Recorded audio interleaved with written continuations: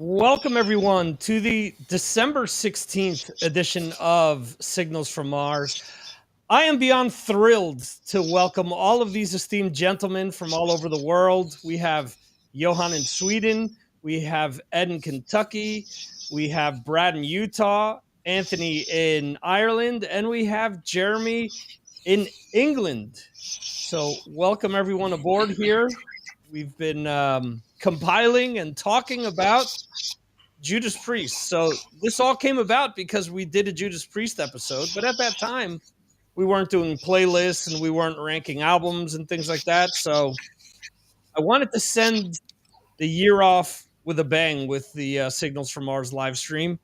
So I had my patrons most voted. We got 11 out of 15 to vote. And from that, we've compiled this list. Every single Judas Priest studio album is on this list. So it is a definitive list. You can argue about, or we will argue about the placement with a few of these. The bottom few we'll go over kind of quickly here, and then we'll spend a little more time on the top 10. But there's 17 studio albums. Anyone want to gather a guess as to what album kicks off the list?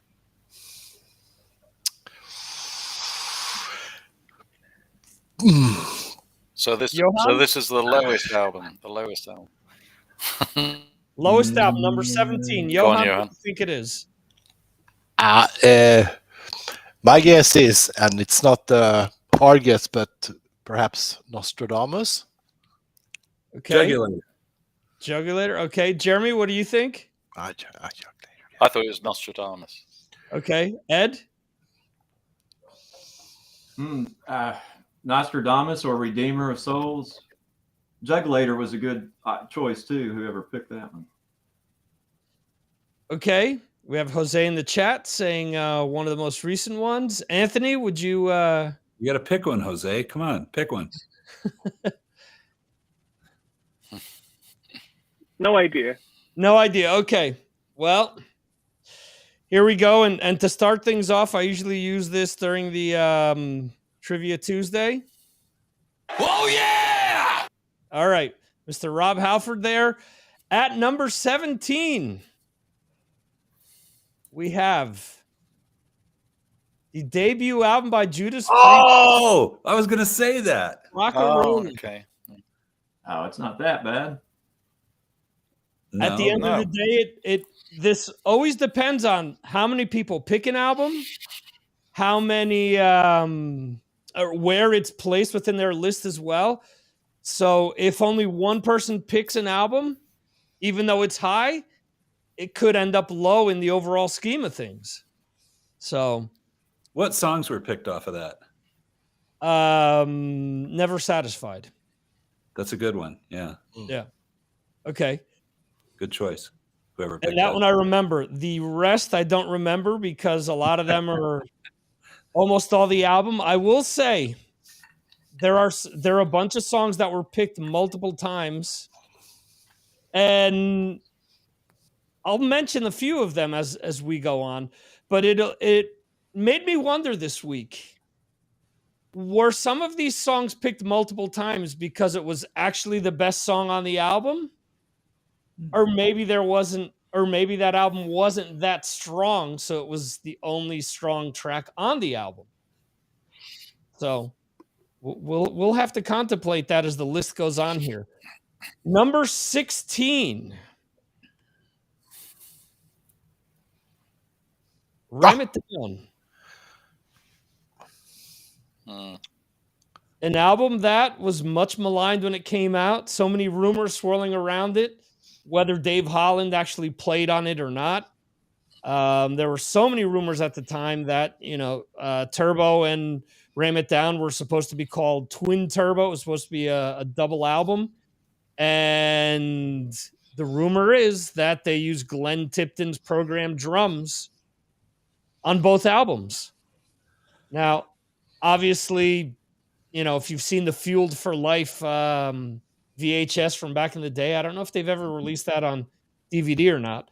But they're playing the songs live. I don't think they were backing tracks at the time that Dave Holland was playing to, but you never know. All right. Anyone surprised so far with Rock and Roller and Ram It Down being at 17 and 16? No, because Ram It Down is terrible. Yeah, that's probably my least favorite as well. The sound is just awful. The production on it is just, it's like it sounds like a demo all the way through. And you know what? That's a running theme with this band. When the band produces their own stuff a lot of times or co-produces it, it ends up happening. You know, there's a few albums where that happens, where the guitar sound is just absolute shit. You know? Johan, what were you going to say? Were you surprised that Ram It Down was this far down, or Rock-a-Rolla? Rock-a-Rolla, perhaps a little, but Ram It Down I picked as much higher in my list because I was 16 when that album came out, and I went to see them in Gothenburg. So to me, that album has a, when you're 16 and you hear an album, that's a special. Yeah. So to me, that's perhaps not a great album, but it has some, good songs on it. The title track and Blood Red Skies, Hard as Iron. Yeah, a couple of good ones. Okay. Number 15, an album that was in, then it was out because various people said, oh, no, I want to switch things up. Then it came back in today. So with one of the last lists that I counted, or I tallied into this complete list, at number 15, we get Angel of Retribution. All right. Anyone expect that album to be that low? But again, when we do these lists, we also have to consider what's ahead. So even though it may seem low, we also have to think of what big albums still lie ahead of us here. So I don't know. I think it's better than some of the other later albums, but we'll see. This album, I'm going to be honest, this album was a disappointment to me because I felt that Halford solo was doing a lot better than when he rejoined them. And the first single that they release is Revolution, and the bass part is a blatant ripoff of Jane's Addiction's The Mountain Song. So that was kind of a letdown. I love the song Judas Rising. I think that's one of the best things that they've released. Man, you've got Loch Ness on there. Oh, that's bad. It's fucking terrible. That's like one of the worst things they've ever released. And it's like 9 minutes long. So if it wasn't a steaming turd as it was, it's a big, hot steaming turd. Like the song never ends. Oof. Anyway, all right. 14, an album that I voted for, and an album that I think that if Rob Halford had sung on it, some of these songs would be considered classics. Just my opinion, my weird opinion. But at number 14, we have Demolition. Personally, Jugulator rated higher than that. That's incredible. Yes. Well, again, it depends where it appears on people's lists. Right. So, Jugulator was somebody's number 2. Wow. So that's why it ranks higher. All right. So Demolition is at 14. And like I said, I think there's 5 quality songs on that if any one of those Halford had sung on, it's akin to how I feel about some of the Tony Martin stuff when he was in Sabbath, where had Dio or Ozzy sung on some of those tracks, they'd be seen in a completely different light. And it's kind of why I think Tony Iommi, when both singers came back, refried some of his riffs because he wanted to use them with one of those 2 singers. All right. 13. Unlucky 13 for some. But I think for this album, it's lucky that it got to 13. Nostradamus. Oh, my gosh. Oh. Absolute turd. Is that why that cover's brown? It could be. The other thing I totally forgot, when I was setting up the graphics, it isn't the classic Judas Priest logo on this. It isn't. You're right. Yeah. So does that mean that the artist, the graphic designer that originally designed the logo, they sent him a promo copy and said, "Oh, check out our latest album." And he said, "I will take you to court if you use my logo on that album." So they had to use this other thing. I saw them on this tour with Megadeth and Testament. I've never seen so many people rush to the bathroom or to the bar during songs at a big show. When they played, I think, 4 songs off of this. People were there was a mass exodus. And they doubled down on the Epitaph tour because they played Doom off of this as well, and it was the same situation. So it wasn't just the one tour. This album just did not go over well. So we can thank manager Jane Andrews, who convinced the band to record a concept album based on Nostradamus for this one. I mean, there is one good song on it. I mean, Prophecy is a very good song. I mean, I can listen to that a lot. It's good, but it's a double album, and there's so many of those little tracks on it. The sort of intro type songs on it that just really turn you off. And I think after I tried to listen to it again this week, and I listened to about 5 or 6 tracks. Tried to listen to it all the way through, and it just bored me to tears. Yeah.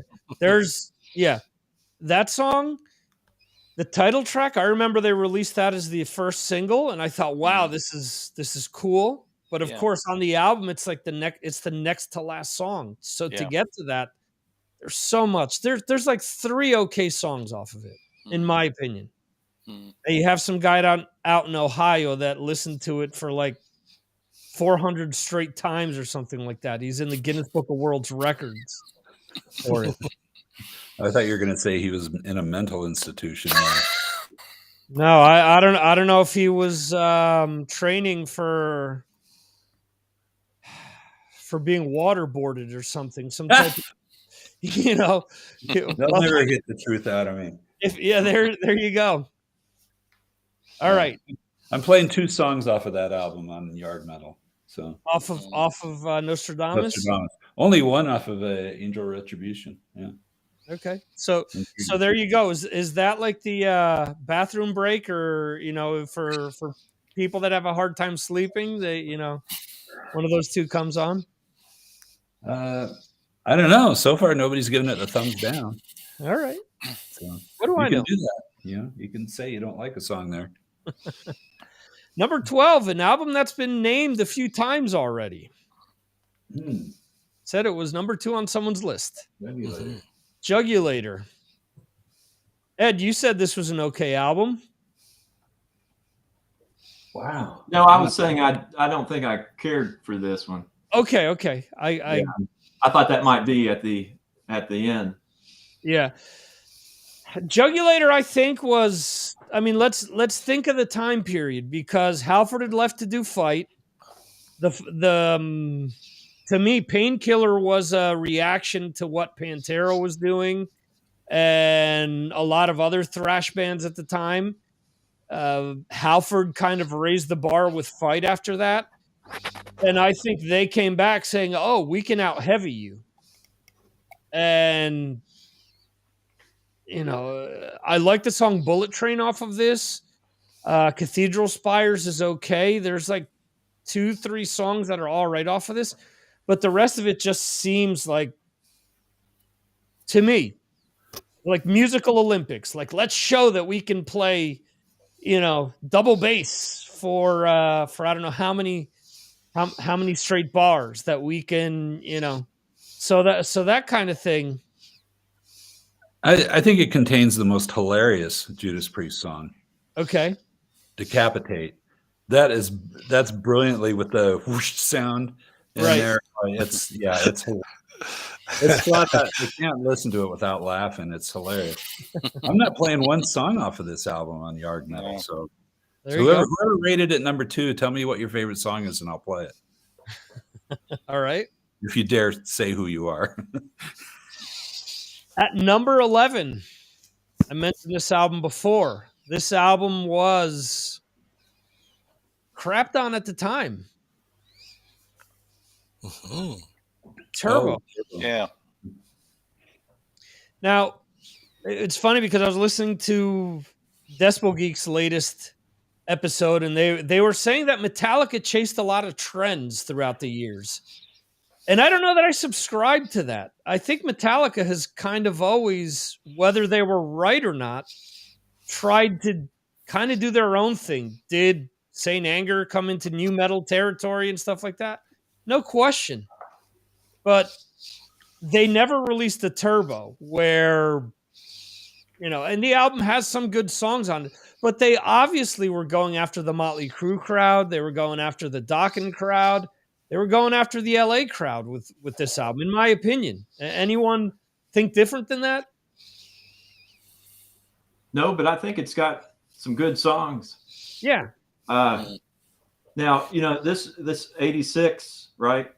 Mhm. That's the year when, man, all kinds of keyboards took over our heavy music. Right.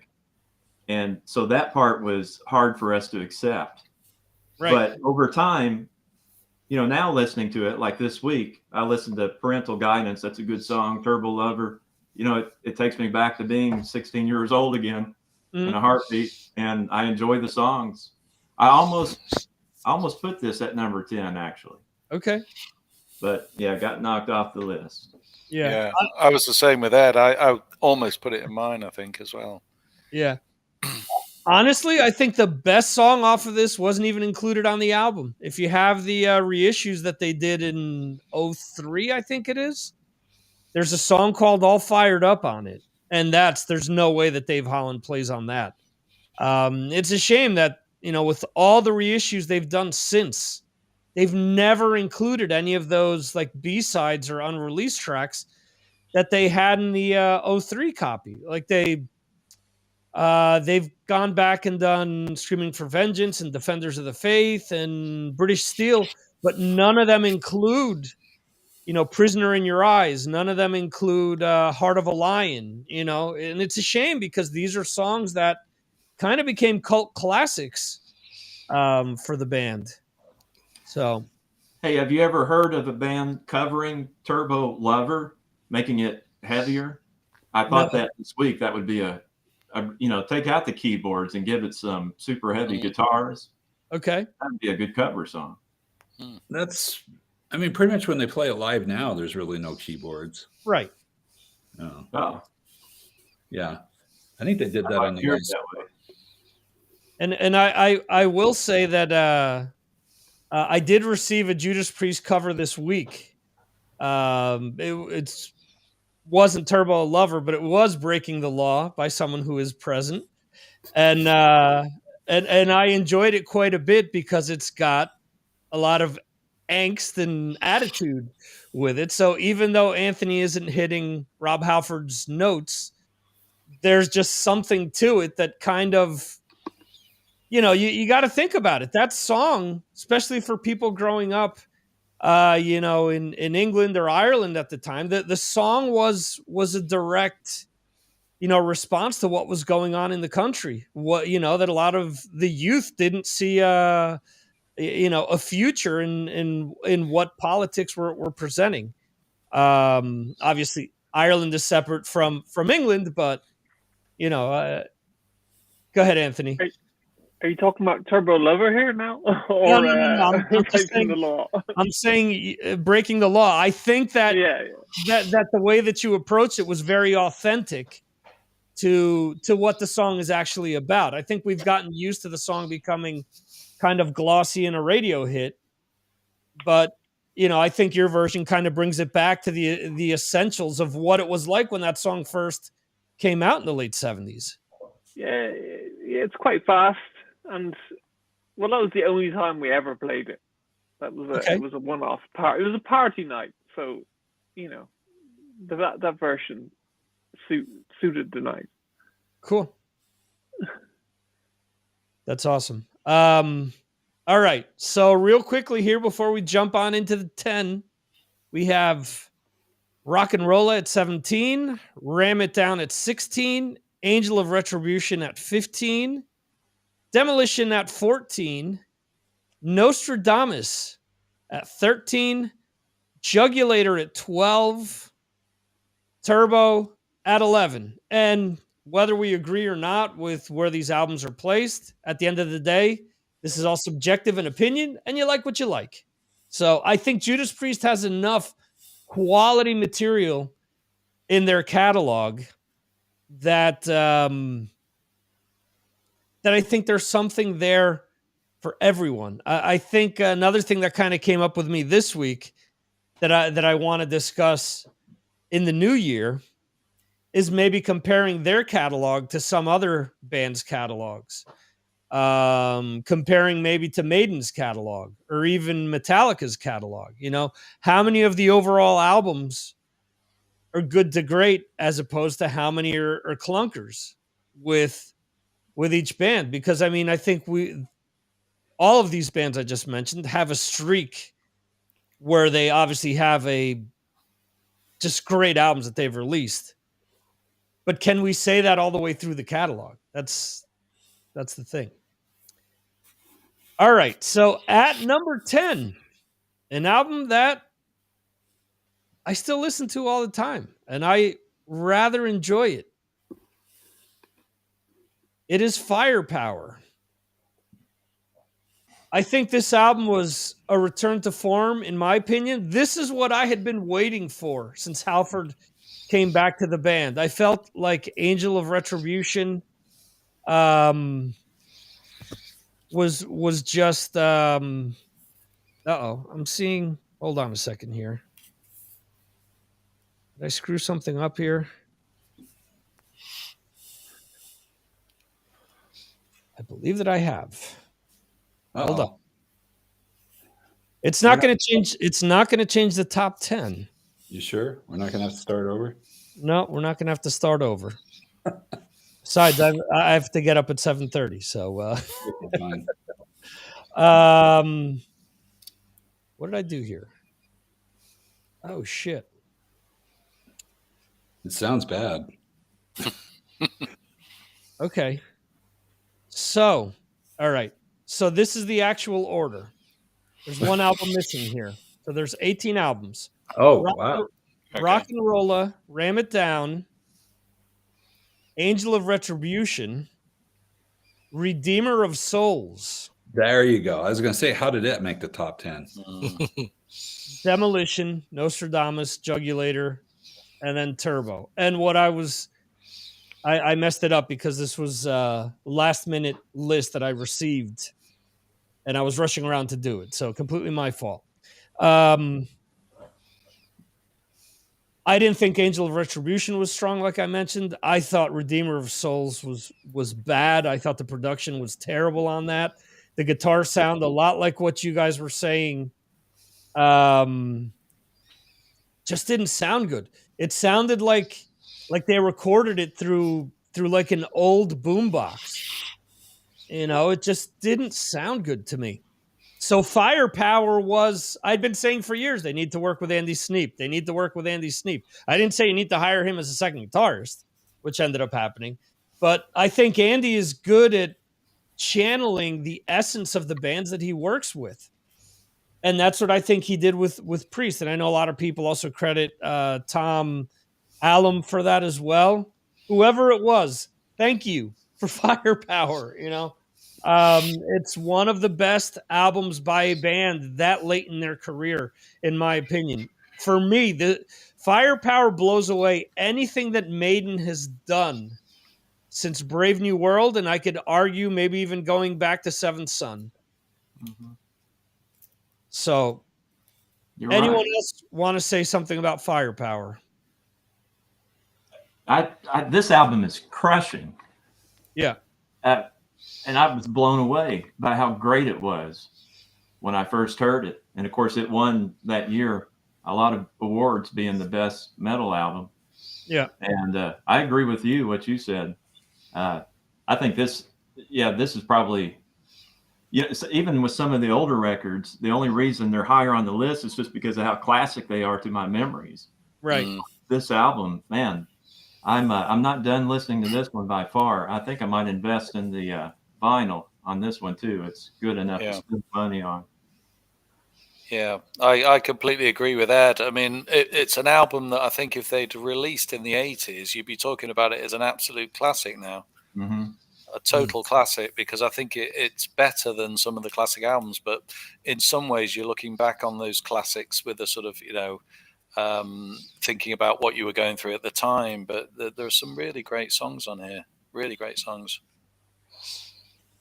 And one of the most heavy metal moments in history happened here in my town with Richie having that aneurysm. That show was here in Lexington. And man, he kept playing that guitar solo while he's bleeding out on the inside. Yeah. I mean, how heavy metal can you get? That was cool. Yeah. Did you have something to do with that, Ed? No, but I kind of wish I had been there to witness that. So fortunate he was close to the hospital. I mean, it could have been so much worse. Yeah, we have a really good heart hospital here that he was very close to. That probably helped. Absolutely. Anyone else want to say something about Firepower? I just agree with you all. It's a great album, and as Jeremy said, if it would have been released in the 80s, it would have been a classic. Great songs. I really like this album.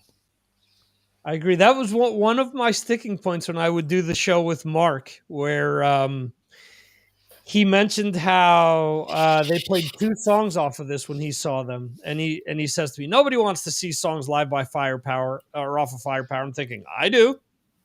I'd prefer to hear something off of this as opposed to hearing 13 minutes of "You Got Another Thing Coming," which is what I've gotten to see before.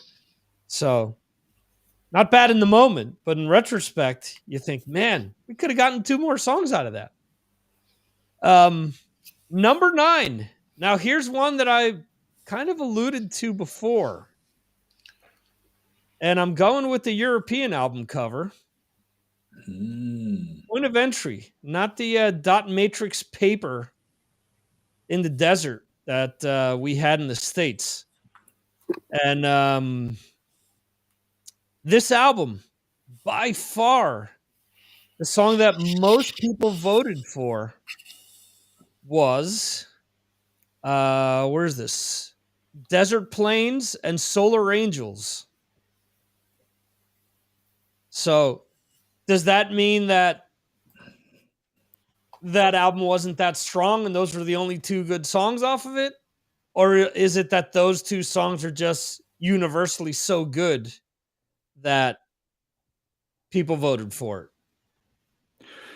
They opened up that tour with Solar Angels, and it was incredible. It was a great opening song. I mean, it's very heavy. Desert Plains has never been played live as well as it was on the album, if you ask me. And plus, the Rob screaming thing live at the end of it that went on forever, that was just really tough to listen to. So, great song though on the album. There's a lot of great songs in there. That's an album I can listen to. So it's very different. I have to quick rebuttal there. The one song that Ripper Owens did live better than Rob is Desert Plains. If you check out the Live in London album or Meltdown 98, I think it's called. Yeah, I've got the DVD. I'll have to put that on. Yeah, okay. Yeah, Ripper tears that stuff apart on that album. So on the DVD, on the bonus section, there's a black and white video that they have for that, where it's just them rehearsing the song. And to me, that's better than the original studio version, my opinion. But anyone else want to mention something about Point of Entry? I know that Kerry King always complains about the fact that he saw them first on this tour and that they were all in denim instead of leather, and that pissed him off that this was their softest album, he said. It was a cool stage set they had. I think it's the first time I've seen a band where the amps weren't where you could see them. Mm-hmm. They had some kind of background cover on there. It was really clean stage, and it was actually a really good concert. Okay. So moving on, number 8. Sin After Sin. So this is 8. We all have a feeling, well, like I said, every album from their discography is here. But there's a lot of these 70s albums that, because I came onto the band later in the 80s, I started listening to these albums later. And revisiting these albums this week, I was like, man, I focused on this time period because it was around the time that I got into the band. But there's just so much stuff. There you go. See, that's one of the 03 remasters. And now that makes me think I have a bunch of those in the other room. I used to have the entire set. It does the whole Judas Priest symbol if you line them up. But go ahead, Jeremy. Sin After Sin. Yeah, I was a bit like you. I got into Judas Priest around 1980, so I had to go back and listen to the the 70s stuff. But I actually think I prefer the 70s stuff sometimes. I just think that it's very tight, almost slightly proggy, very sort of early production, but the songs are just amazing. If you listen to Dissident Aggressor, it's just an amazing song. And Starbreaker, it was an early sort of commercial type song by them, and it sort of gave you the impression of what they were going to bring off later in sort of all those singles that they brought out, and you're really sort of blown away by Rob's voice, I think, as well.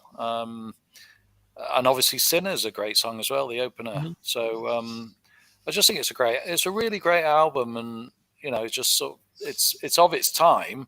But if you're really into Priest, you're just going to go back and listen to these early 70s stuff and really like it. Yeah, I do think though it is of its time, but at the same time, you listen to a lot of these songs and it's not as if they don't fit with the rest of the catalog. A lot of, as much as some of these albums mean a lot to me, I listen to Sin After Sin and think, wow, it isn't this album or this other album. Man, it could slot in right behind it. Like there isn't like a deep fall off. Like it isn't comparing Seventh Son to Senjutsu, for example. It isn't something like that. It's a lot closer to, what got me into the band. Anyone else want to mention something about Sin After Sin? Yeah, that's the first Judas Priest album I got. The first one I saw in the United States, and my buddy in England told me that I had to get it, and I did, and it just blew me away from the very opening. Guitar of Sinner.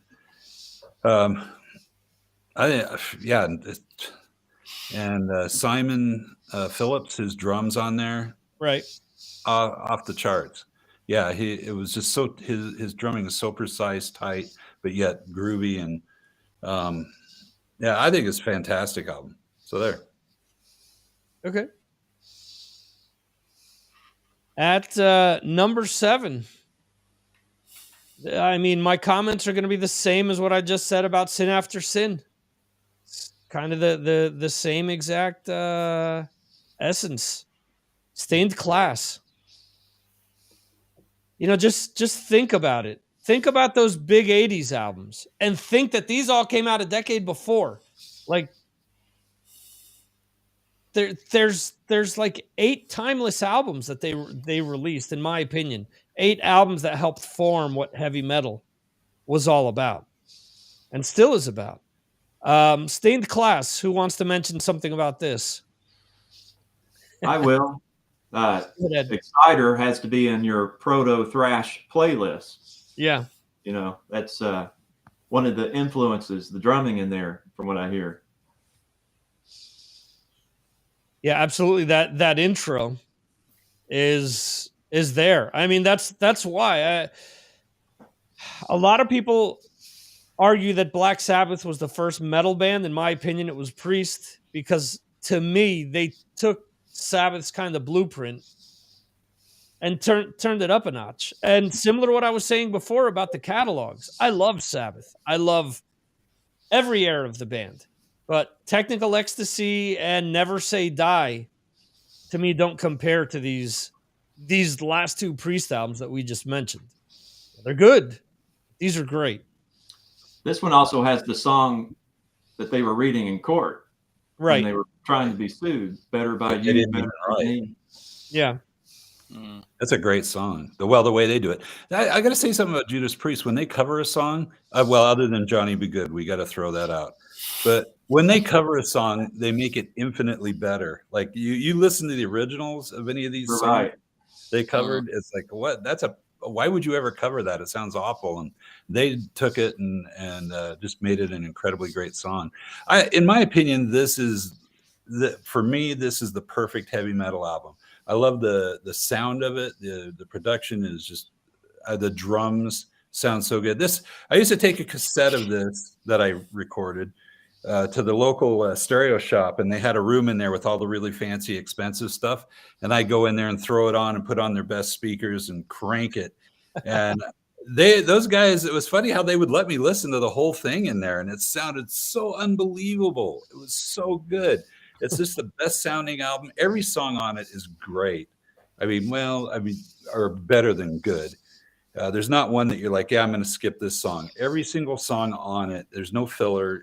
It's a great album. So there, my favorite. So what would happen, Brad? You'd finish the cassette and they say, all right, kid, tape's over, beat it. Sometimes I didn't even make it that far, because I'd go in there like every other day, and just crank it. And they put up with me for a while. Then it'd be like, oh, not you again. Did you bring your tape with you? Well, yeah. So if you got somebody in here who wants to listen to something, fine. But otherwise, I'm listening to this. So they would kick me out. Yeah. All right. At number 6, we're on a roll in the 70s. Sad Wings of Destiny. This is, if I remember correctly, the first album available in the States, Sad Wings, because I think Rock-A-Rolla didn't come out till much later. Yeah, you couldn't find it though till, I'm trying to remember when I actually saw it in the store and bought it. It wasn't, Sinner was out first where I lived. Of course, it was Los Angeles, so it wasn't Kentucky. Oh, there we go. There we go. Jeremy showing off the entire Priest catalog. This album is where Priest became Priest. The first album was just kind of them getting it kind of figured out. But this album really was Priest bringing the metal. This, to me, Priest, what I always like to say is Priest took, like I mentioned before, Sabbath's blueprint, removed the blues to an extent, and threw gasoline on what Sabbath was doing. They upped the beats per minute. They made the guitars louder. They weren't as muddy, and there's nothing wrong with any of that because I love all that as well. But it was just a completely different approach that, yes, nothing arguably can beat Sabbath for their influence, but I think Priest is just as influential with a lot of stuff that what came after. Years ago, in the Talking Metal forums, I argued with somebody who said that Slayer had a bigger impact than Judas Priest did on music in general. And I said, when you have 3 of 4 Slayer members saying that they're one of their biggest influences, then right there, it just shows that Priest is a bigger influence than Slayer. Not to take anything away from Slayer, but I think they impacted more bands than Slayer ultimately did. Ed, who's the biggest Slayer fan here? Bigger influence. Right. Yeah. You're right. Yeah. Yeah. Judas Priest is definitely one of the major influences. And I think this album is too. This is most of the time my favorite record And as you were talking about earlier, going back into the 70s catalog, that was one cool thing about being a teenager in the 80s. And you start listening to all these bands that were gaining some new popularity, and then being able to go back and look through their old catalog and discover all kinds of new things. Mm-hmm. And, you know, of course, I did that with Priest, but I love this record so much that I didn't listen to the other records as much. Now I listen to the whole catalog a lot more now that I've been collecting vinyl for the last 20 years or so. But when I was a kid, I was pretty much always pulling out this album right here. Okay. And this album, Tyrant, which was one of the early names of Overkill, and they covered this song. Genocide, I believe they covered Genocide as well. If I'm not mistaken. So again, so much of an influence on what came after them. All right, so let's go through the top 10 real quick. At 10, we have Firepower. At 9, we have Point of Entry. At 8, Sin After Sin. At 7, Stained Class. 6, Sad Wings of Destiny. And at 5, we have something very curious that I didn't find out until years later, in that you have an album that has 2 names. Killing Machine for everywhere outside of North America. Hellbent for Leather in the US and Canada. It's interesting to me that Killing Machine was no good for the label, because from a marketing standpoint, it wouldn't work. But with all the satanic panic and everything that was going on, an album with the title Hell in it, or with the word Hell in it, that was okay. So I've never understood why, from a marketing standpoint, Killing Machine was no good, but Hellbent for Leather was. Go figure. Jeremy, do you have Hellbent for, or do you have Killing Machine on you? No, in fact, I don't. I think it's in the car. But I do have it. And it's a great album. I agree with you. You know, it's a brilliant album. I wasn't aware till much later in life, probably in the past 5 or 6 years, that there were 2 names for the album. I didn't even know that. But obviously, I just knew it as Killing Machine in the UK. And you know, it's got some great songs on it, but also it's got that amazing cover. I've got the T-shirt actually of the cover, and I just love it. It's just, you know, it's brilliant. But if you look through the songs, I mean, there's some, you know, great songs on there, and they do that great cover. I mean, Brad's just mentioned about covers. The Fleetwood Mac cover, I didn't even know that it was by Fleetwood Mac when I first heard it. I just thought it was a Priest song, and it was just brilliant. And went back and listened to Fleetwood Mac later on. Yeah, really good album. Their version is, I mean, the original is nothing like what Priest did. Well, it's the same thing with Diamonds and Rust. Yeah, how did they get there? I mean, it's almost like they rewrote the song, but yet didn't get any writer's credit for it. So, and Diamonds and Rust, when they got back together with Halford, they started doing it in concert, more like Joan Baez's original. But it's as you're saying, it's just so amazing that they're able to take almost any cover and make it their own. Almost. Johnny Be Good. Oh, Johnny Be Good, though. You have to remember, that was after working with what was the name of these UK producers? Was it Brooks and Waterman, who had done Pet Shop Boys and Human League and all of this stuff, and they had worked with them on demos for Turbo. And I don't know if Johnny Be Good was originally approached during those sessions, or if it was right after, or what the situation was. But anyway, number 4, my favorite by the band, was my number 1. And I didn't think it would end up as everyone's number 1, but I'm happy it's in the top 4. It is Painkiller This is an album that I've heard old school Priest fans say that they don't like it because it's too heavy. I've heard people say, you know, this is them keeping up with Pantera and bands like that at the time, and they didn't need to get this heavy. But to me, I mean, outside of maybe Nightcrawler, it depends what mood I'm in. I can listen to this album front to back without stopping in most cases. That's the only song that I kind of, not that I don't care for it, but I don't think it's as good as the other ones. But what do I know? Painkiller. Anyone want to mention something about that? Jeremy, you threw the CD up there.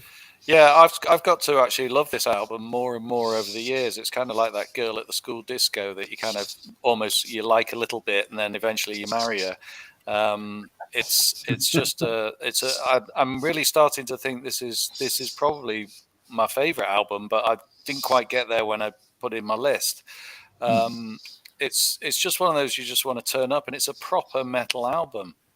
You know, if Priest were ever proper metal, this is the album that really pushes them over the edge. And obviously, we know why. You know, they've had that court case, and they came out afterwards Right. and released this. And you go through all the tracks, and there's not. I don't think there's any fillers on it. I'm looking through, and I'm thinking I can hear all the choruses, you know, coming at me from all these songs, and it's just a really, really great album. Yeah, to me also the introduction of Scott Travis into the band, that intro to the song Painkiller with him just putting a stamp on things and showing people that, you know, what he could do. It's funny because I've had people tell me, well, you know, he's just a cookie cutter metal drummer. And I thought, really? I'm like, have you heard the stuff he's done in Racer X and other stuff where he's a good songwriter and just probably did whatever Glenn asked him to do on that. And they wanted to come out and make a statement right out of the box, you know, and the title track starts out with a semi drum solo for that intro, has a drum solo breakdown in the middle. And then the ending, you know, his part is also another like solo-ish type thing. 2 very long guitar solos as well. I mean, they weren't shy with this, you know, with that being their first single either. You know, they've never been shy to say, hey, we're a metal band. So, you know, the story I heard was that the song Painkiller, that Glenn had programmed the drums for it, and they were using that as their audition for drummers. And Scott was the first person to sit down and listen to it and actually play it perfectly. Huh. That's the story I heard. I don't know if it's true, but yeah. So because if you listen to it, it's like, what drummer would sit there and say, okay, this is what I'm going to play to open up this song? It kind of makes sense that some goofy guitar player is going to sit down with a drum machine and come up with that. Right. It's great though. It's awesome. Yeah. Anyone else want to mention something about Painkiller? Yeah, I guess I'm one of those fans that said it's not Priest. I bought the album when it came out, and I saw them on tour, and the opening act were Pantera on Cowboys from Hell tour, and they blew, of course, Judas Priest off stage. Yeah, and Rob seemed tired, I remember. And he left the band, obviously. But no, on my list, I think I have it on 9 or 10. It's a good album, but not my favorite. Judas Priest, for me, is, I guess, perhaps a little bit more Killing Machine than Painkiller. Okay, fair enough. Yeah. Ed, do you think they went too heavy with this? Not for me, but I do get what Johan's saying there. That does make, when you put that album on, it does sound like something different, but it's, you know, good different. Although, let's see, I was 20 when this came out, and I was so checked out of heavy metal listening to, thrash and death and hardcore that, and I don't remember any friends of mine picking up on this album either at the time. It's one that I actually think that, what's the song Painkiller? I became more aware of that song in this record when I heard Death doing that cover of Painkiller, which I'm sure you all have heard, and it's just phenomenal. And so, yeah, this is an album I'm listening to a whole lot more now, and it's good. But I get what Johan's saying. That makes sense. Okay. Other than probably what are going to be the top 2 albums on our list, all of their albums sounded different.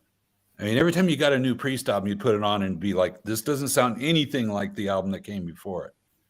Except for there's 2 albums that kind of sound like they are part of the same thing, but we'll get there. Okay. And I will say top 2, very close in the voting. Very close. 3, 4, and 5, very close as well in the voting. So, it goes to show again how strong the catalog is. So, at number 3, Brad, you said the 2. Brad, right now, what do you think the top 3 are? Let's see. Well, it's obviously going to be British Stills in there.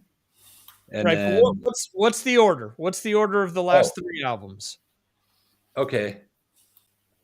I'm going to say Screaming for Vengeance is going to be 1, British Still 2, and then Defenders of the Faith 3.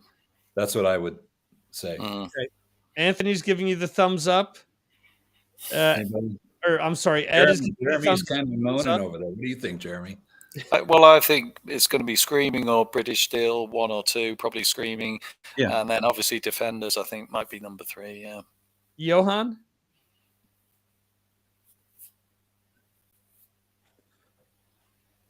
Can't hear you. He says it's going to be Iron Maiden. No. No. Since we have American listeners and followers here on Patreon, I guess that blame it on us. Screaming for Vengeance will be number 1. Okay. And then British Steel and then Defenders. Okay. Anthony, does that all sound good to you? Sounds about right. Okay. So at number 3, Defenders of the Faith. There you go. So this album, for me, as a metal music listener, as a kid, we didn't hear any of these songs. Oh, you've got the reissue. I've got. That's not just a reissue. That's a super bonus. Yeah, 30th anniversary deluxe. Yeah, deluxe. Well, I just have the vinyl reissue. No, that's cool. That's not as good. Oh, I get points taken away. Style points get taken away. Jeremy wins. There you go. But I remember New York radio. After 10 o'clock, the DJs could play almost whatever they wanted. And there was one DJ, Dan Neer, who would say, my dad is a huge metal fan, so I'm going to play Love Bites by Judas Priest for him. And he would play it once a week. So although I knew, some heads are going to roll and Breaking the Law and Living After Midnight, to me, the Love Bites was like the first real metal, non-commercial song that I heard by Priest. Not to say that I didn't love those songs because they were closer to what I was listening to, but Love Bites to me was like an eye-opener, especially how it builds up. And then that, the guitar part right before the solo there, which is just so unique, which then Anthrax incorporates into their song called Judas Priest. So Defenders of the Faith. Ed, your thoughts on this album? This is another one that I've listened to more as I've gotten older. Okay. See, this record was 84. You know, there was so much stuff coming out at that time. And, you know, for me, as I've shared before, you know, it was hard for me to discover a lot of things until I got a little bit older. And, you know, there's just so much stuff for me to even go back and discover that I was just listening to everything. And so, you know, I wasn't listening to this record all the time because I was probably listening to a lot of other bands. But here again, it's another record that kind of fits that year, 1984, the sounds of it. Right. And had a lot of good songs. And even though I didn't listen to it that much growing up, I think I put it pretty high up on my list as one that has a lot of good tunes on there. Yeah. Agreed. Johan, your opinion on Defenders? My number one. The first album I bought with Judas Priest. One of the albums in my life that I heard most times. Mm-hmm. Not a weak song. I love every single note on that record. It's a perfect heavy metal album. So it's to me, it's clearly my number one. Okay. Brad, your opinion on this album? Yeah, this is how I tell how old people are when you talk about Judas Priest and they say that this is their favorite album, or Screaming for Vengeance is their favorite album. I know they're 10 years younger than me. So good for you. Good for you guys. You're going to live longer than I will. I think it's a great, I enjoyed the album a lot. I thought it was just like I said, if the first time the next album didn't sound that much different than the previous album. It sounded like Screaming for Vengeance Part 2. Yes. This is where I kind of started checking out of the band, though, when I saw them live on this tour. They were just, it seemed, I mean, the show seemed like less about the music. They didn't care about playing things well. They just kind of stood there, and Rob couldn't hit the notes, so he would sing things lower. And it just, I just felt like this is more about image than music at this point. Yeah. There's a lot of drugs and alcohol with Yeah. I didn't realize that at that point. Yeah. When I saw them on this tour, Great White was opening up. They just put out their first album, and they were really good. They were like a real metal band back then. Don't tell them were. Yeah, I know. Well, anyway, they were really, really. Jack Russell was so on. And but yeah, enough about them. Priest, yeah, it's a good album. Sounds good songs. Not everything on there I think is excellent, but it's a good album. I think what you said, because I didn't discover the entire album until years later when I bought the catalog and I started getting those reissues, and that's when I realized that. Actually before the reissues, but anyway, I was like, these albums could have come out one after the other, which they did. But what I mean is they could have come out, both in 82, because to me, they're so close to one another in the material and in the style. So yeah, I think, and I'm just totally guessing here, because Screaming for Vengeance was their biggest album ever. Okay, at that point, they're kind of like, well, let's not screw with the recipe here. Let's try to do that again. That's kind of what I think happened. Yeah, it could instead be. of like, well, we're done with what we did on our last album. Let's do something really different here, which is what they'd previously done. Right, and I'm trying to think.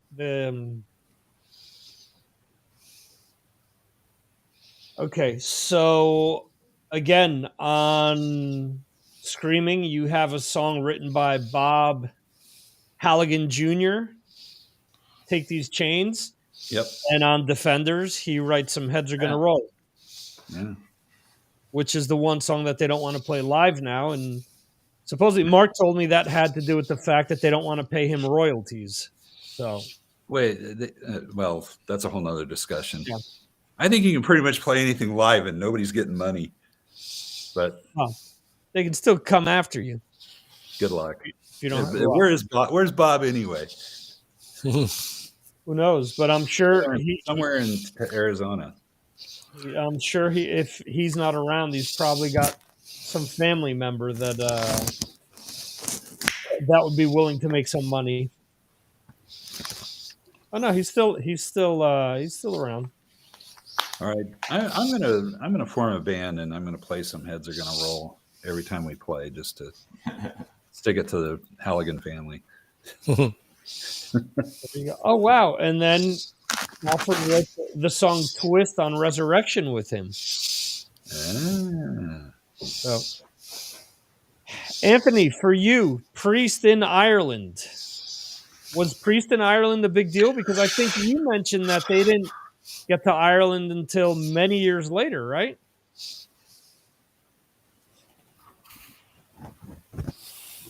You're turned off.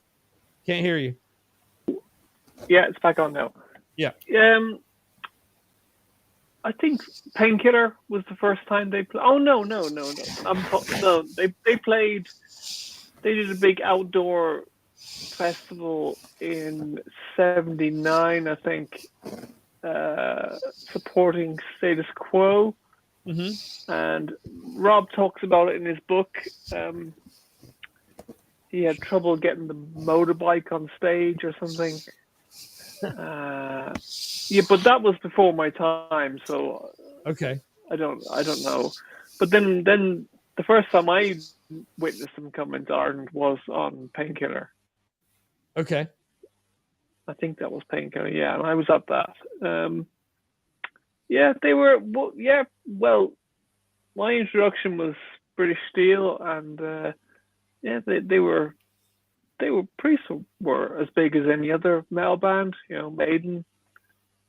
I don't know. No, that's cool. That's fine.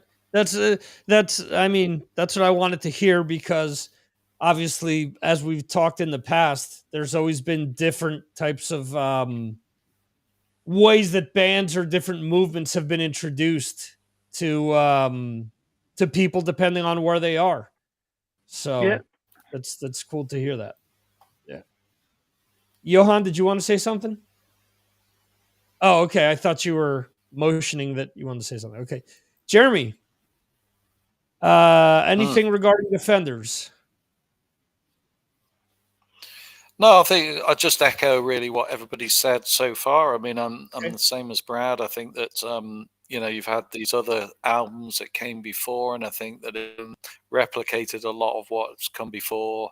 So at the time when it came out, I wasn't so into it, but when I've gone back, as an older person, listened to it, I really like a lot on it. But songs like Free Will Burning and whatever, Jawbreaker, they could have been on the earlier album, sort of treading any new ground with this album. So in that respect, that's why I don't think it should be the best album that they've ever done. Okay. Yeah, Free Will Burning sounds like, okay, we got to have a Screaming for Vengeance on this album. Okay, this is going to be this song. So. I love that song, though. Again, I always think back, we talked about the new wave of British heavy metal a few weeks ago. There's one magical mixtape cassette that went around between my friends. Some other people had it, and then when I arrived, they were like, here, you got to check out some of this stuff. And it had Crusader by Saxon and Lawyer Speakers and Carry On by Manowar. And I think it may have had Aces High or something like that. And then it was Free Wheel Burning was on there. And I had never heard anything like that before hearing that song. I'm trying to think if I knew about Anthrax and Megadeth at the time. I must have, but that song to me just stood out from the speed and Rob's vocal cadence in the middle of the song there, where he's singing really fast. I mean, that to me, I'd never heard anything even remotely like that. So I've always loved Free Wheel Burning. So, and even later on, Rob would play that in Fight. There's one of the Fight EPs. They cover that song. So, all right. So moving on to number 2, everyone was pretty unanimous with their order, and we will now see if everyone is right. At number 2, over this shoulder right there. I'm pointing to it right there if you can see it. And actually the poster. British Steel. Yep. Number 2. Now, Brad, you're saying that Screaming for Vengeance is their biggest album. It's bigger than British Steel all these years later? Maybe not all these years later, but I mean, as far as putting them into arenas in the U.S., yes. Yeah. Because when they put out British Steel, they were headlining the Santa Monica Civic, which is like, I don't know, 1,700 people or something like that. But when they came out with Screaming for Vengeance, they were headlining arenas. Right. Yeah. I agree with that. I mean, you have to think that at one point in time, Priest, Maiden, and Scorpions were very close to one another with regards to the size of the crowds they were drawing. And they all had that one big album that just put them over the top. I think all these years later, British Steel, though, with Breaking the Law, with Living After Midnight, it's gotten so much play on radio. That's sold so many greatest hits albums. I'm cutting in and out, guys. Oh, okay. Oh, that's Jeremy. You're mentioning that. Okay. Oh, all right. Anyway, so yeah, Living After Midnight and Breaking the Law have sold so many compilations, whether it's band compilations, whether it's, rocking to the whatever, metal anthems or hard rock anthems. These songs have been all over the place, and they've been all over the radio, all over the world. So I think all these years later, British Steel is a bigger album, but I understand exactly what you're saying. I mean, this was their, or not this, but Screaming for Vengeance was their Number of the Beast and their Love at First Sting. Yeah, this album brought him to the masses. My girlfriend at the time, who was not a fan of the band, when I got this and put it on, she said, "Boy, if they do music like this, I would really, be into this band." So she was into this album, and she was not a hard rock person. Okay, which is why I got rid of her. No. That's why you showed her the door. Okay, that's right. Jeremy, how big of a deal was British Steel in England? I mean, yeah, I mean, it was probably the biggest album at the time. I mean, you've got to remember that British Steel was as big as Iron Maiden's albums at the time. It was as big as Def Leppard. It was as big as Saxon. Probably, it was probably one of the biggest heavy metal albums or hard rock albums or whatever you want to call it at the time. There were 3 singles off it. They were all getting a lot of airplay.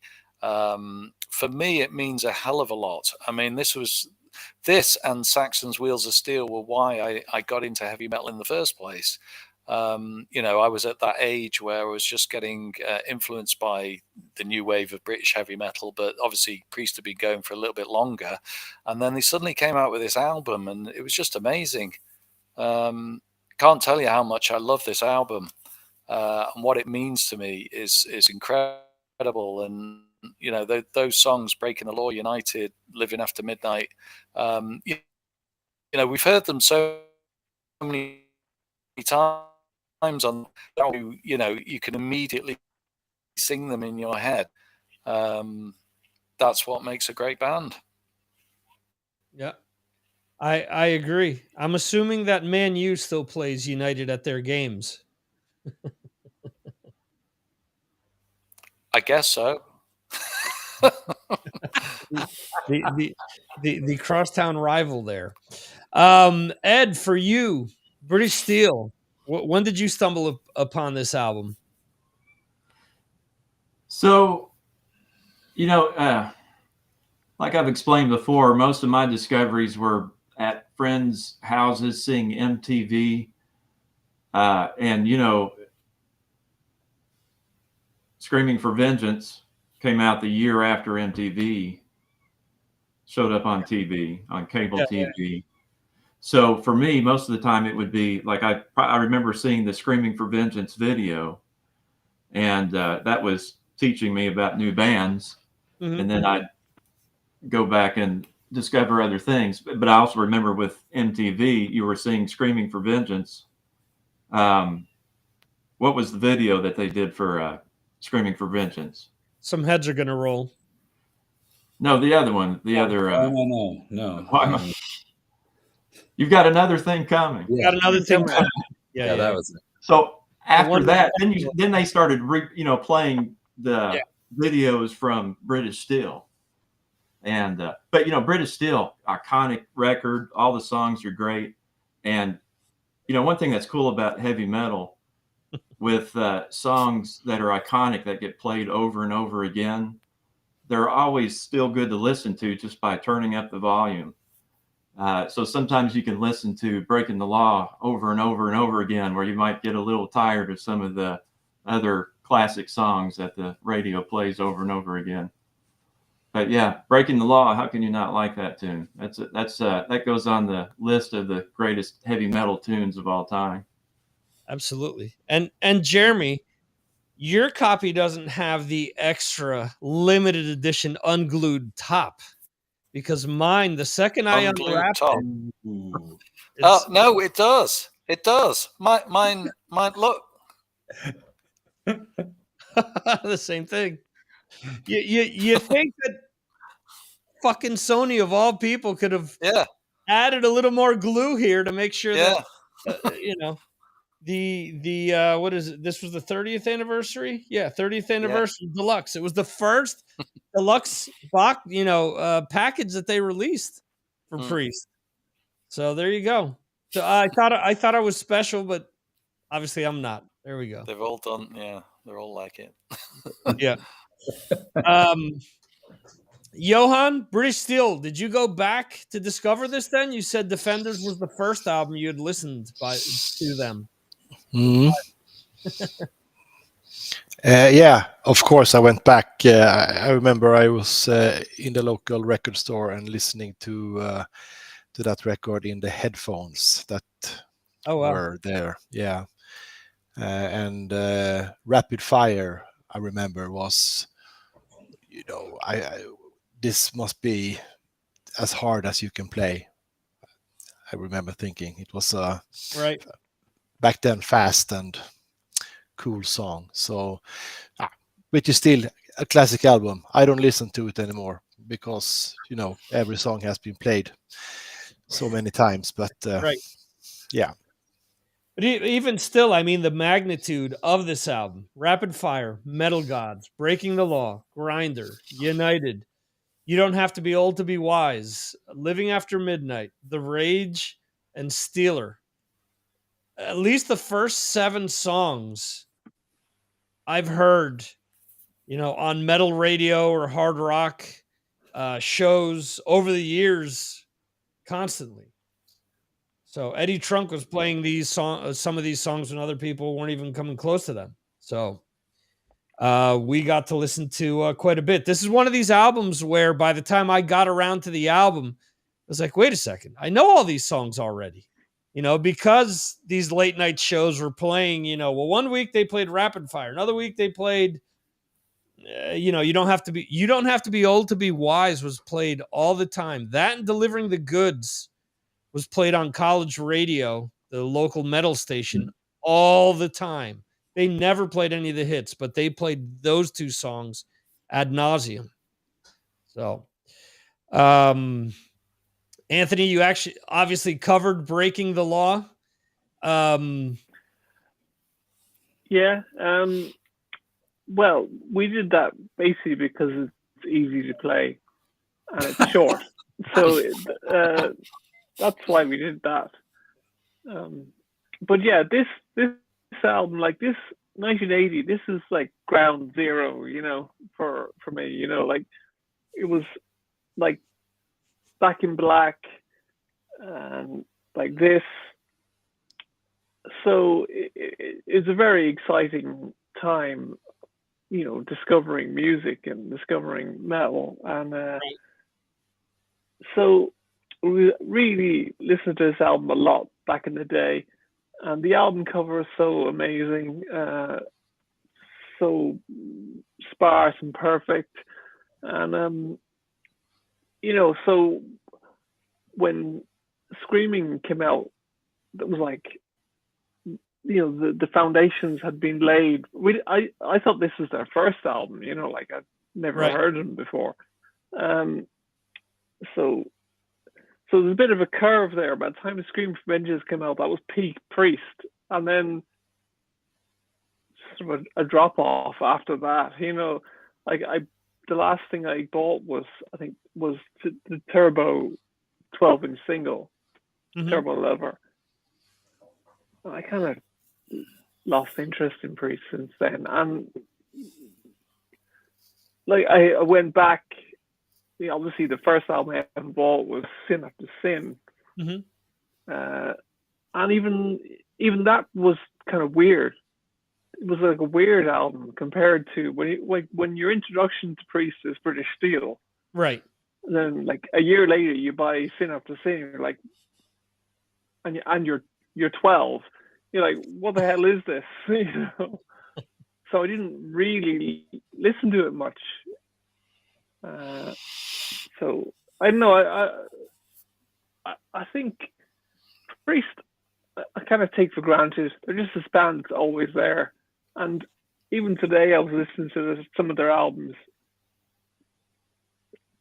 and I'm like, I know all these songs. You know, you don't have to get into Priest. You just know them. Right. Maybe they just take them for granted. Well, I take them for granted a little bit, in that I never really bothered with them because I hear them, I know them. So why should I make any extra effort? Because there's so much music around. Priests are always there, you know. I don't know. I'm trying to put into words how I feel about them. Yeah, it makes sense. I'm not really into Judas Priest, if you know what I mean. Even though this album was formative. Yeah. Certainly. Yeah, absolutely. And I get it, what you're saying, you know, because this album, if you really analyze the catalog, this was the first like super polished album that was recorded with a purpose, was pristine, where the other albums, much to what Jeremy said before, they had the songs, but you could tell they were from the 70s because of the production, because of the technology that was available. So you go from something that's super pristine and sounds, you know, state of the art at the time, sounds so fresh and so different. And it's a landmark album, like a Back in Black, like you said. When you even compare that to some of the earlier AC/DC stuff, you listen to one of the other, you know, you listen to Sin After Sin, and it's just, it's something different. It's great, but it just doesn't sound the same. So, you know, just kind of bluesy, like blues rock, you know. But I don't know. I've always had a kind of an issue with Judas Priest's guitar sounds. There's something about them. There's like a kind of a chorus going on with their guitar sounds that I just don't like. There's some fucking effects box that JVC made for Glenn Tipton that and I may have this I should have been prepared for this. I think Chris Sangarides said this to me with his comments for the album Painkiller. Let me see if I can find this real quick. Yeah, of course, because his comments kind of stand out to me. It's the first thing that comes up. So I should have read this before, but anyway, Chris Sangarides said, "What can I say about a record that I made without sounding like a complete egomaniac? But this record is one that I'm very proud of on many levels. I was in seventh heaven during this project. It is one of the most cohesive and focused heavy metal albums, in my humble opinion, of all time. We set out with the objective of making a great recording, and that's how it came out. It is so hard to get clarity in the sound when the tempos are so fast, but because of the great arrangements between the instrumentation, we managed and achieved this. It has also inspired a whole slew of bands to carry on in that tradition of power speed metal." Okay, so I must have heard him say this somewhere else, but I believe it was during Painkiller that he came in with this effects box that he used on Ram It Down, which is what Brad mentioned before.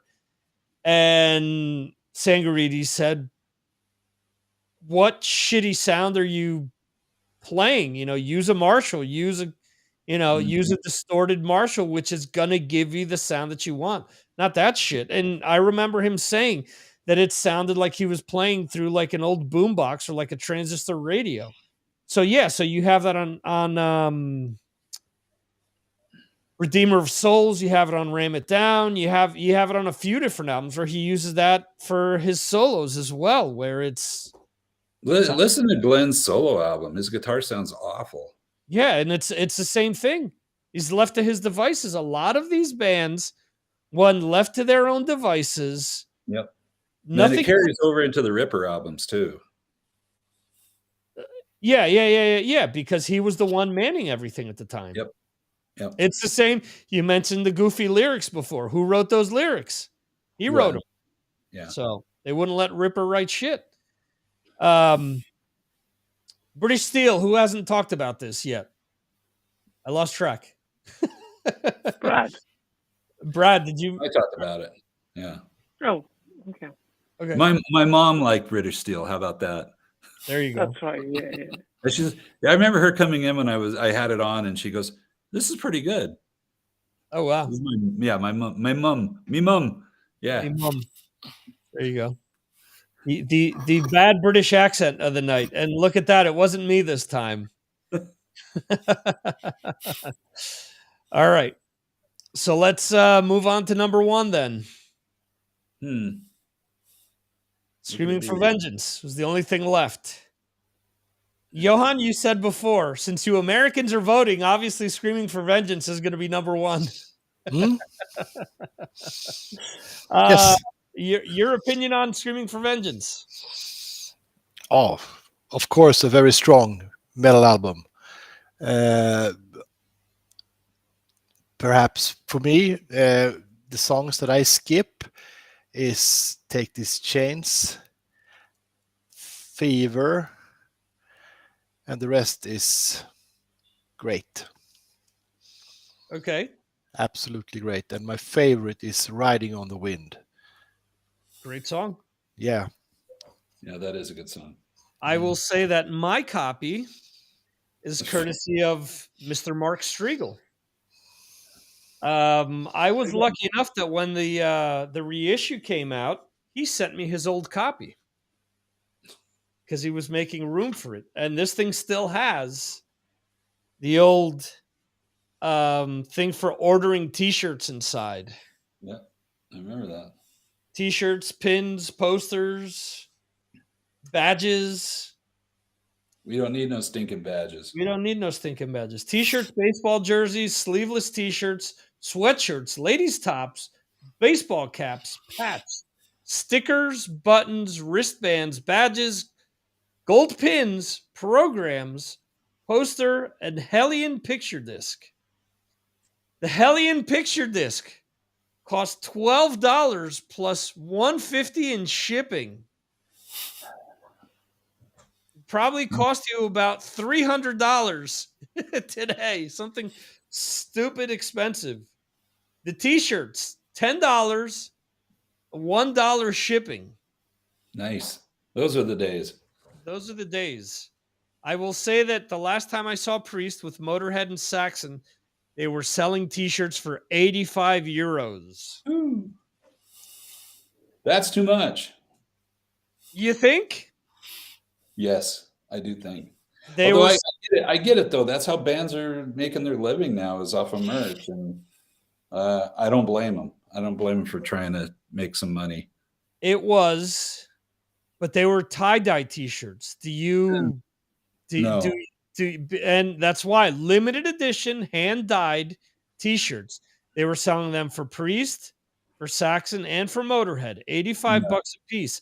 Next to that, you had Halford's imitation Affliction T-shirts, which also cost the same thing. So, just weird. Screaming for Vengeance. Jeremy, your opinion? Yeah, well, I just think that how do you follow up an album like British Steel, which had, all killer, no filler, and you follow it up by bringing out another album, which again is, for me personally, is all killer, no filler. But also it's got on the, I think I mentioned this before, my favorite start to an album or my favorite song by Priest, and it's the Hellion Electric Eye, which I could play every single day of my life until I die, and I will never ever get bored of that beginning where it kicks in. I just think that is heavy metal. It just describes Priest, it describes metal, it describes what I like in music, and it really hit me when that came out. And also I had there was a friend at school who had this album. He was a year older than me, and we went back to his house after school, and he said, I've got the new Priest album, do you want to have a listen? And I said, yeah, of course. So I went round and we just looked at each other in the face when he put it on, and we just went and we just thought, wow, that sounds brilliant. It's great, and it's got a slightly strange production to it, and a slightly strange sort of the way the guitars sound on the album, but I like it. And I can see why it was so important for them, and I can see also why it sold so many copies, because it came after British Steel, it came at the right time, it was in the right year to be selling so many copies and put them on the map, I think. Actually, Point of Entry came out. Yes, thank you. I was going to say that's how you follow up British Steel, is with Point of Entry. Yeah, so it's British Steel, Point of Entry, then Screaming for Vengeance. Yeah, this was kind of the answer to, because people were saying Point of Entry wasn't heavy enough, and so they went heavy. And like after Turbo, what'd they do after Turbo? Ram it down. Well, they tried. Oh, ram it down. No. Did they ever ram it down after Turbo? Yeah, Turbo, ram it down. I'm out of sync. And then Painkiller. The Ram It Down and Turbo were supposed to be a double album called Twin Turbo. They sound nothing the same. Okay. No, but I get what Jeremy's saying. That happened to me while I was doing this, because you think about monumental Priest albums. You think about British Steel. You think about these top 3 albums. And to be quite honest, the top 4 to me are my top 4 favorite albums. And it's because they're so monumental. You kind of forget that Point of Entry was kind of in the middle there.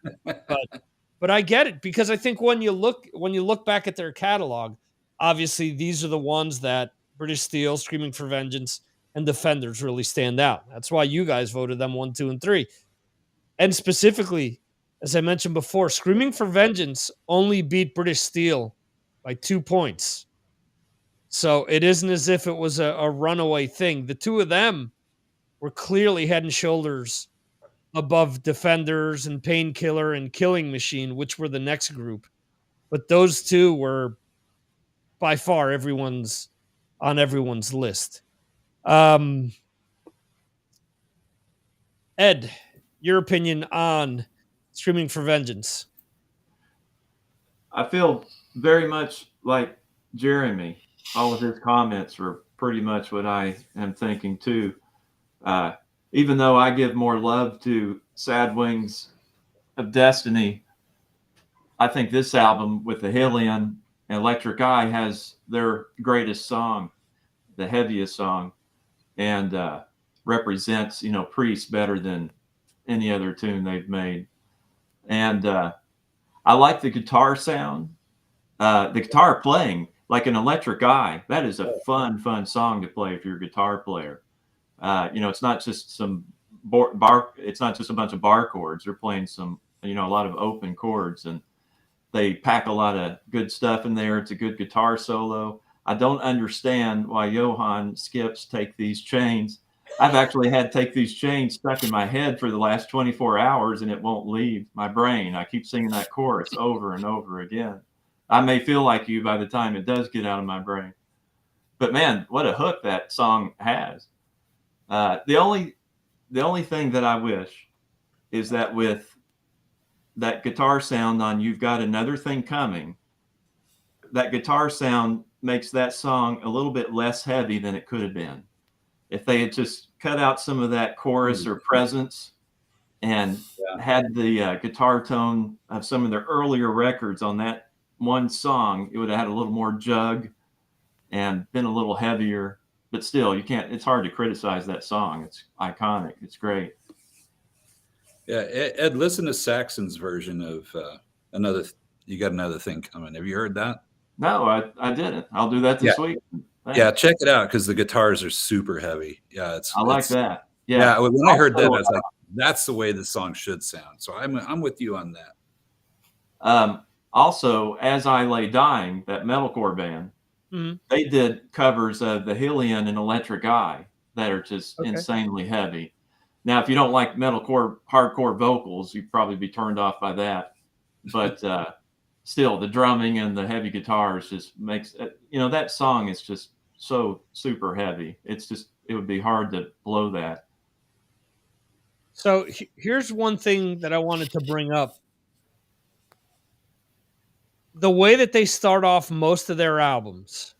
So Sad Wings of Destiny starts out with Victim of Changes. Sin After Sin starts out with Sinner. Stained Class starts off with Exciter, if I'm not mistaken. Yep, yeah, you're right. Killing Machine starts off with Delivering the Goods. Then we get into British Steel, which is Rapid Fire. Point of Entry, which is Heading Out to the Highway. Screaming for Vengeance, which is Electric Eye, you guys just mentioned. Defenders is Free Wheel Burning.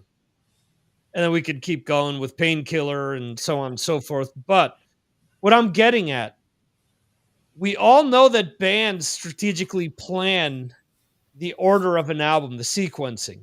But is there a band that is better figured out how to kick off all of their albums, where that first album or the first track off of the album, if you listen to it, it instantly hooks you in to want to listen to that rest of that album. I mean, it's all of these songs that I mentioned are songs that you listen to and just get you pumped up. I mean, it's just something about it. And, you know, there have been other bands that have come after that have tried to do similar, but it just something about the quality of these songs.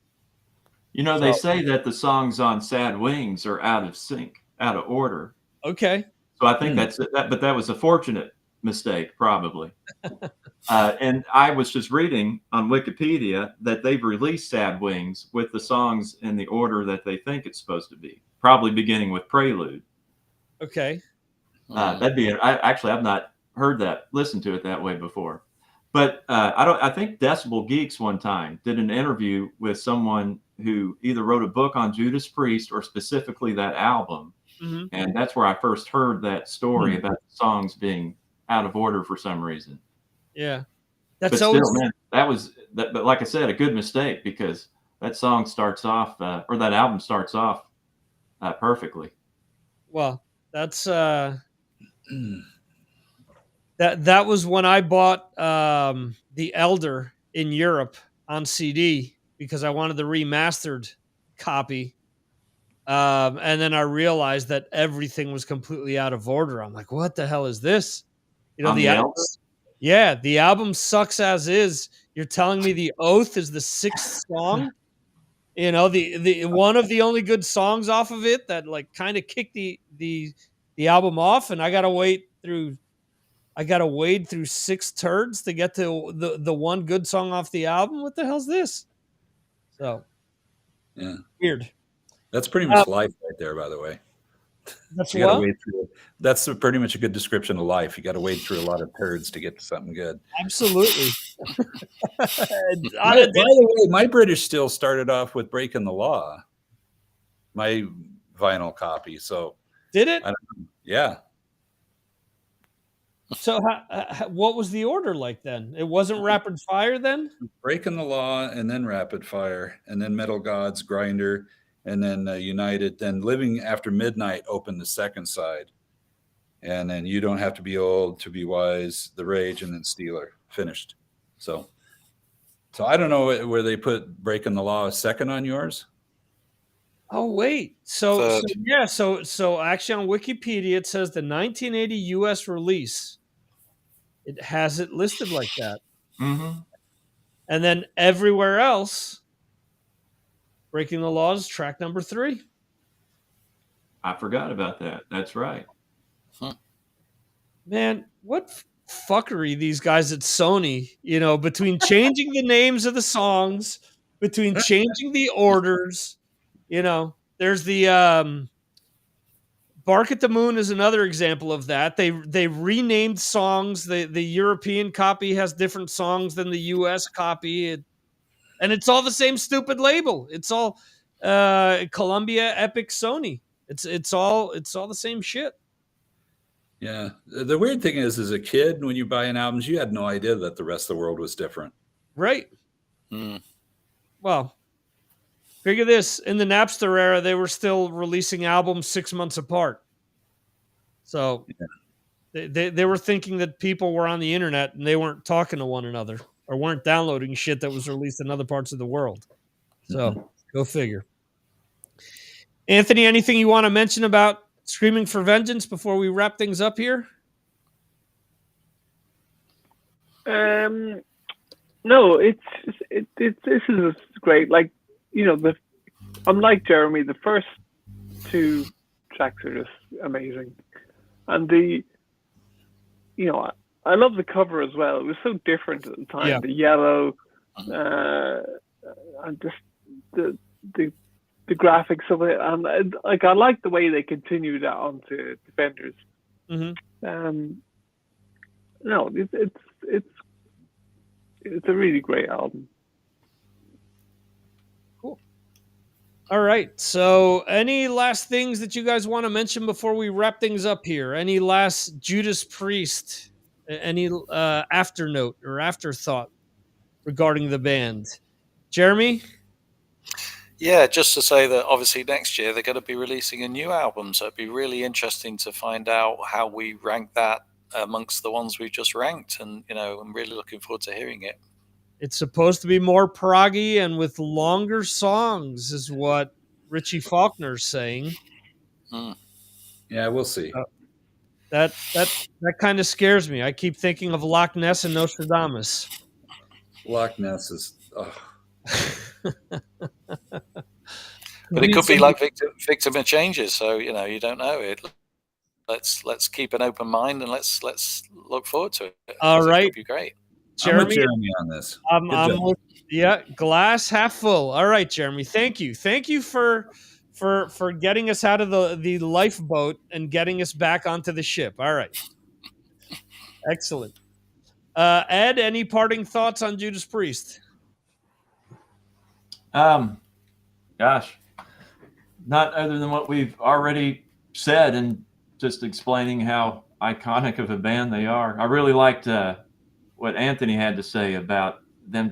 They're always there, you know. Like I explained to you guys, it was hard for me to choose or rank these albums because they're all good to listen to at any time, pretty much. I don't really have one that I always pick out more than the others. You know, I have a couple I like better, but you know, it's just been a great band. And if Firepower ends up being their final album, they couldn't have done a better job on their way out. Totally agree. Johan, any parting words? Yeah, you know, there's Iron Maiden, there's AC/DC, and there's Judas Priest, and you know, they're one of the big ones. And I mean, the world should be happy that Judas Priest formed in Birmingham in the early 70s or late 60s. So, one of the best bands ever. Yep. We should stop this right there. What Johan just said should be printed and put in stone somewhere. Thank you, Johan. No, but that feeds back to what Anthony said. You know, I think they're definitely a cornerstone band that's always been there and has been ultra important for heavy metal, for rock music, for hard rock music. I mean, it's crossed over so much over the years. And British Steel, you got to understand, you know, the call to their city, to Birmingham, and what that meant for actual British Steel. You know, so very in tune for, you know, where they came from. Brad, any parting words? I can't top Johan. I'm gonna go with his words. There you go. Other than you guys are awesome. Thank you for doing this. This has been a lot of fun. Yeah, always fun to chat with all of you. Anthony, anything you want to say before wrapping things up? Just that it's been really nice to listen to everybody talking about Judas Priest, and I feel a bit bad because I don't like them as much as you guys do, and I even today I listened to a lot of them and I was like, oh, no thanks. But and I've always felt that they have been sort of chasing trends over the years, and they haven't had that kind of identity that Maiden have had. They always thought of them as a kind of almost a poor man's Sabbath, or you know, or poor man. But maybe I'm wrong, you know. You're wrong, but we're glad you're here. There you go. Yeah, every cherry needs a pit. Yeah. No, but it is amazing. It is amazing to think that the band that made, you know, Sad Wings of Destiny also made Painkiller. Like, that's amazing. Yeah, that is amazing. Yeah. No, and you're 100% right. When they talk about bands chasing trends, Priest did it. Like I said, Turbo, Ram It Down, then Painkiller. You know, those were all what trend did they chase with Ram It Down? I think they created their own kind of crappy trend with that. It's like, let's create something nobody else has ever done and nobody ever wants to duplicate. Okay, enough. We should have stopped with Johan. Yeah, we should have stopped. All right, and on that note, then we will bring the show to an end. Thank you, Johan, Ed, Jeremy, Anthony, and Brad for joining me. Thank you to Jose, who was in the chat. There's a few other people checking in and out who didn't chime in, but at least were watching. Thanks to anyone that watches or listens to this after the fact. It's been a pleasure to speak to all of these fine gentlemen once again, and we will have to do this soon. Do it once again soon. And this is the last live show for the year, so I do want to wish all you guys happy holidays, Merry Christmas, Happy New Year, so on and so forth. We'll be back on January 6th with our favorites of 2022. So mark it down. If you want to join us and talk about your favorite albums of the year, join us on Patreon. You can do it for as little as $2 a month. So that is it, folks. Thanks again. And we'll catch you next time right here on the Signals from Mars. See ya.